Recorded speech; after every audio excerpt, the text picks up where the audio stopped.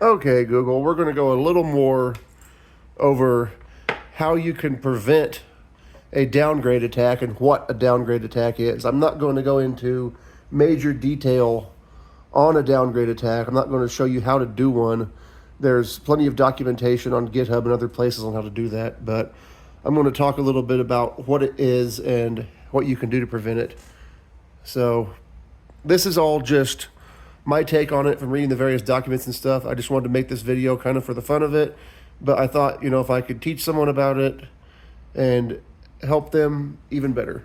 So I'm by no means an expert on this, and if you have questions on what you should do for your system, I would talk to the people that installed it or talk to an actual security analyst if you have security needs that you don't feel are being met by your system.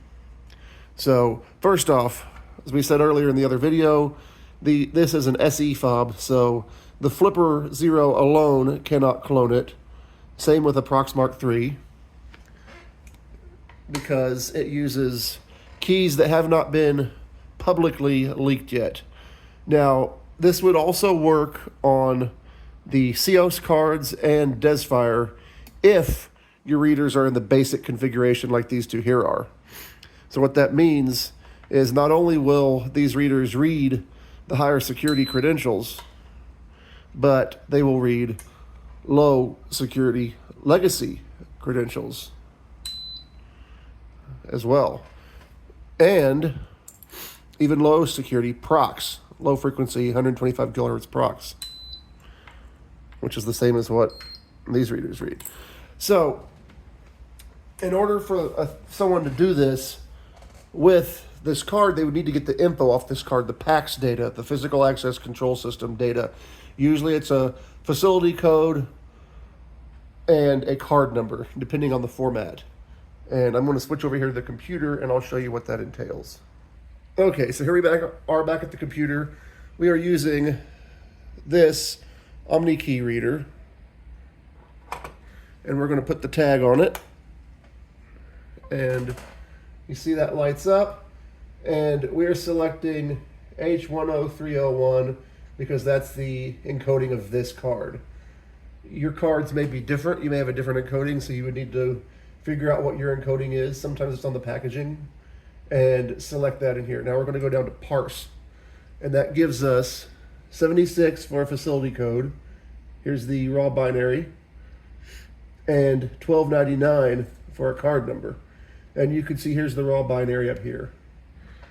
And it shows that it's 26-bit length. So that's going to help you narrow down. It's not a 36-bit credential because it's showing you the length. So let's go back over. With that info, you would then put that into a Proxmark. And let's move back over here. So with that info, you would put that into a Proxmark, that facility code and card number, and encode a legacy credential with it. There's instructions online on how to do that. And this one here has been encoded with that blue credential. So these can be read with the Flipper without the SAM module, the secure access module. And as we can see, it works. Now I should have had the other computer down here so I could show you the log file of all this. But this isn't to prove that it works because that's already been proven by others. This is just to show, and then here's the 125 kilohertz. This will also work on the smaller readers. These will not.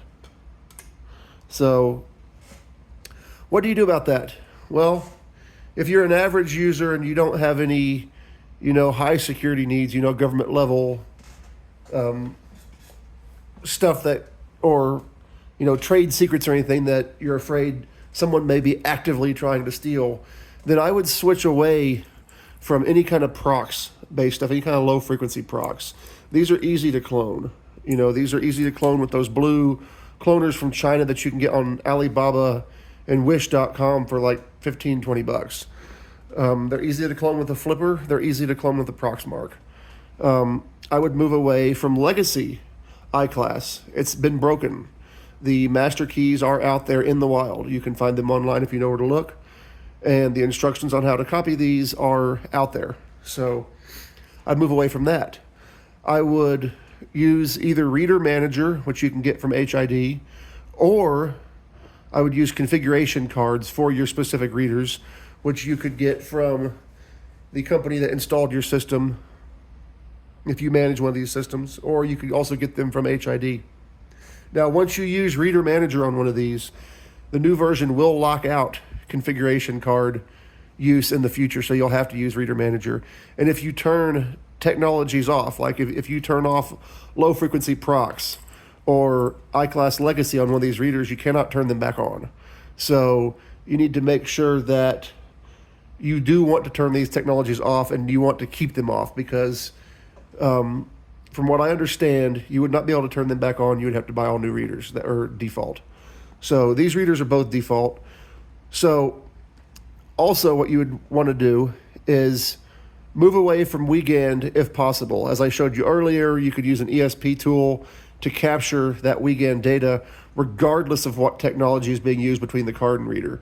So you could be using Desfire and still capture that data over Weekend, because the encryption is happening between here and here, not between here and there. So if you have to keep Weekend on, if you can't justify replacing everything with an OSDP control board and OSDP readers, most of these newer readers do support OSDP, then I would enable your tamper. If you see this little deal right there, that is an optical device. It's a little transmitter and receiver. And on the back plate this reader would attach to, there's a piece that senses. It basically shines a light out and reflects it back. If this reader is moved off the wall and you have the tamper wires hooked up, on this one you can see they're taped out of the way, and you have the tamper wires hooked up, you could have that set to an alarm, or you could have it set to send you some kind of notification to your access control system that someone has removed a reader. And that would be cause to go out, if you knew that maintenance wasn't out there working on something, to go out and remove the reader yourself and look for something like this hidden behind it. So turn your tamper on if you're still using Weekend. But if you can move away from it, move to OSDP, and that'll give you a little better security and enable secure mode. You can do that on the readers either by using cards or by using Reader Manager. Now, go away from stuff like these altogether, the low frequency stuff, and stick with something like MyFair Desfire or seos. Those are the two that have still not been publicly broken. Now, there was a DEF CON talk just recently, and I've seen the slides from that. What they were able to do is to recover, is a way to recover keys from configuration cards and from certain encoders that you would use to encode credentials, such as in a badge printer or a standalone encoder that looks very similar to this Omni key. So if you're worried about something like that, if you have a higher level security organization, you're protecting stuff that you think people may actively try to break into one of these readers and get to your stuff, then I would move to an elite key, which would be an encryption key that only your company had. No one else could order cards with that key on them. Only authorized person from your company could order them. It would prevent a lot of what I've just discussed, but that's an option really only for the highest security deals. If you're an average user that's not worried about, sophisticated hackers breaking into your building, then really just switching to seos and Desfire or something like that would probably be enough. Turning on tamper on your Weekend readers and monitoring them for any kind of tamper alerts that might signify that someone has put a bug back behind them, and inspecting them if you get one. So other than that, that's what I wanted to have. This wasn't meant to show you how to break it. Like I said, that's already out there. This is just my thoughts on what I would do if I had one of these set up on my property. So, like I said, I'm not an expert. I'm just a hobbyist, but this is still advice that I have taken from experts and from security research papers on the web, and just kind of making a fun video for people that are interested in this stuff. Thanks for watching. Have a nice day.